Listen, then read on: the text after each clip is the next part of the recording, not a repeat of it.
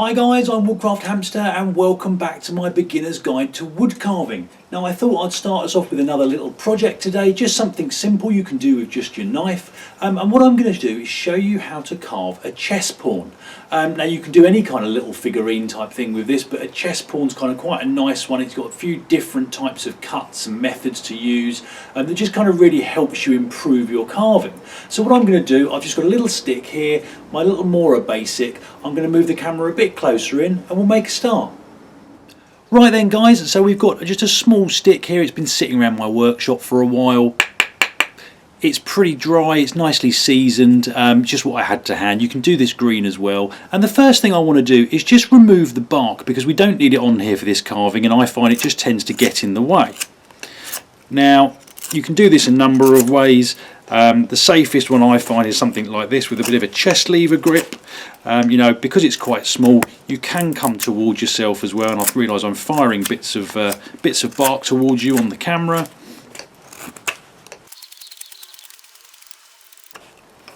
But essentially that's the kind of thing you're looking for. You just need to debark it. Now don't worry too much if like this it's a little bit uneven, if it's not completely round. This will get tidied up as we go. And the next thing we want to do is to start off with sort of the head of the pawn and just round over the top here. And for that I'm going to be using push cuts with the back of my thumb.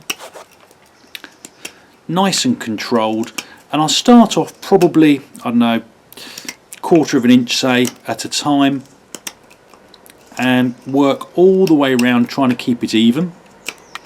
And once you've done that you'll have something that looks a little bit like, there you go, that's a bit better, a little bit like this, and then you can start working your way in. And it's a little bit of a process, so I won't bore you with all of it and I'll speed through this footage.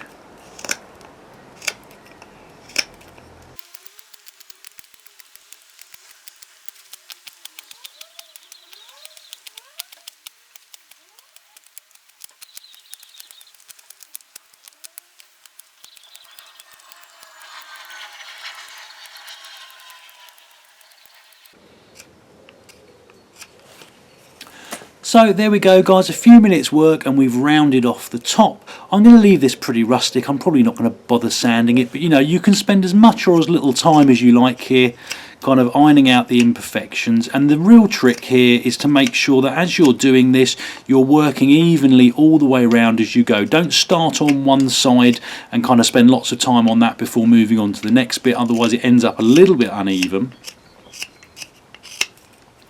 But that is essentially the start of our head. Now what I want to do is obviously mirror this underneath, so I'm going to move the camera around a little bit. I'm going to make a couple of little marks on here just to help you out to see where I'm going, and then we'll carry on. Right then guys, well you may just be able to see a faint pencil line I've put round here. This is where I want to start cutting from, and this line represents my stop cut. So what I'm going to do is I'm going to take my knife blade and I'm just going to rock backwards and forwards a few times on each part of this line going round, just to create a bit of an indentation, and this will hopefully make sense a little bit more in a moment. So here is the beginnings of my stop cut. We will be doing this several times, and essentially what I want to do, and because I don't have much up the top here it makes it a little bit more fiddly, but I'm going to very gently, because I'm cutting towards myself so I have to use these fingers to hold on to this, I'm just going to very gently cut a notch downwards to this stop cut. So it may be easier for me to do it this way. So what I can do, if I just move this camera around, I can also have this held up against my chest here. It's probably a slightly safer way of doing it, and just cut towards myself, but obviously I've got a fair distance away and my fingers are now no longer in the way of my knife. Now people will be tempted to take quite big chunks off of this, try and do kind of whole sections. I actually find it works a lot better and a lot easier if you just take little small bits. Let me take one off and show you something a bit like this. And that's kind of one of the things that a lot of people new to carving kind of take a little while to learn, is that essentially, you know, carving small detail things like this, it's not about taking away lots of material quickly and trying to do something sort of in a speedy fashion.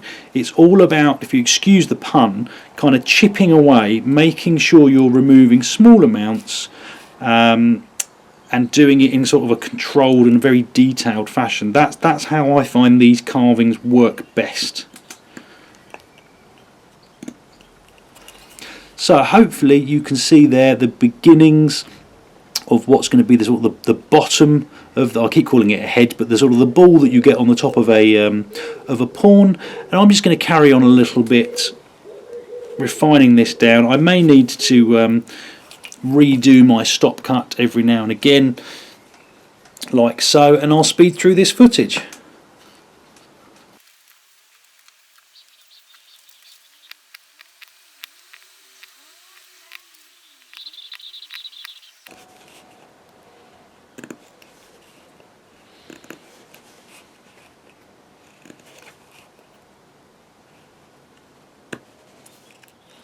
Right then guys, so here is the top sort of ball head part, whatever you want to call it.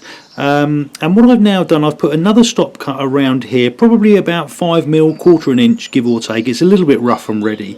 But what I'm now going to do is start from kind of down here and work my way up to this stop cut. I'll have to deepen it as we go along, but essentially what we want to be left with is kind of a narrower part up the top here, flaring down to the bottom, and we're going to leave this little ring around the outside, just because that's sort of traditionally what I find most chess pawns have.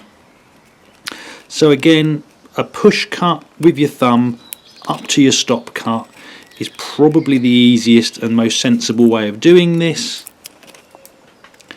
And once again, very gradually working your way round. Don't sit there and kind of try and remove loads of material on this bit before you move to the next, because it just helps keep it a little bit more even.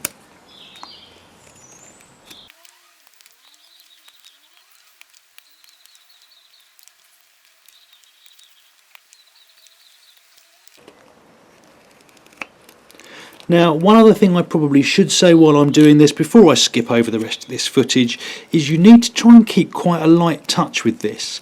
This is obviously a seasoned piece of wood, so it is a little bit harder to carve. But even with green wood, you still need to be quite careful, because although this is a stop cut, and as your knife works up towards it, it will naturally want to stop here, but only if you're putting on relatively light pressure. If you try and put a big sweeping cut in, all you're going to do is come up, hit your stop cut, and then shear off part of this little ring we're trying to keep here. So don't be tempted, as a lot of people often are, to try and speed through this and try and put extra pressure on to make the cut kind of deeper. And also, if like I did earlier, you come across a piece where, say like this, I mean, I have just put a bit of too much pressure on here deliberately to show you, but what's happened is I'm now kind of almost stuck in here, and the temptation is to try and force the knife through. If that happens, what I would recommend is to either very, very carefully, just using really small amounts of pressure and not trying to travel too far, come up to your line.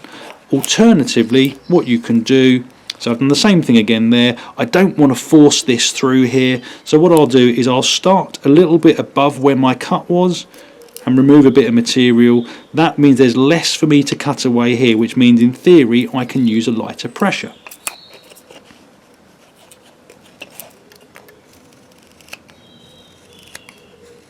So there we go guys, you can kind of see what it is I'm going for here. I've had a little bit of a tidy up on this ring and the top. This is now slightly fluted, which is where I want it. I'm going to keep this really, really basic, so I'm going to finish it up here.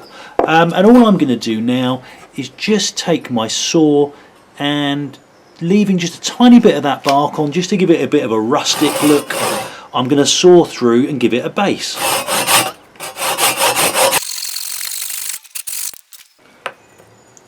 And there we have it. Right then guys, well, as I said earlier, this was meant to be a really simple, easy carve to kind of get you going. Something you can do with just a knife, because that's normally the first tool you're going to pick up. Now, You know, this is absolutely no frills. It's very simple and basic. And you know, you could spend a lot more time, or I could have spent a lot more time making it prettier. You know, you can do a lot of detail work with a knife like a Mora. And you know, you could also look at sanding this, oiling it, waxing it, staining it, whatever you want.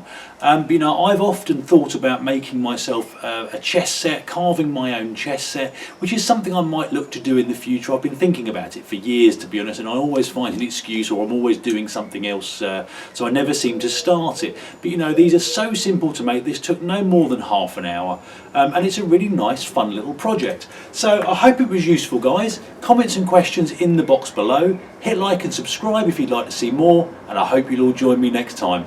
Cheers, guys.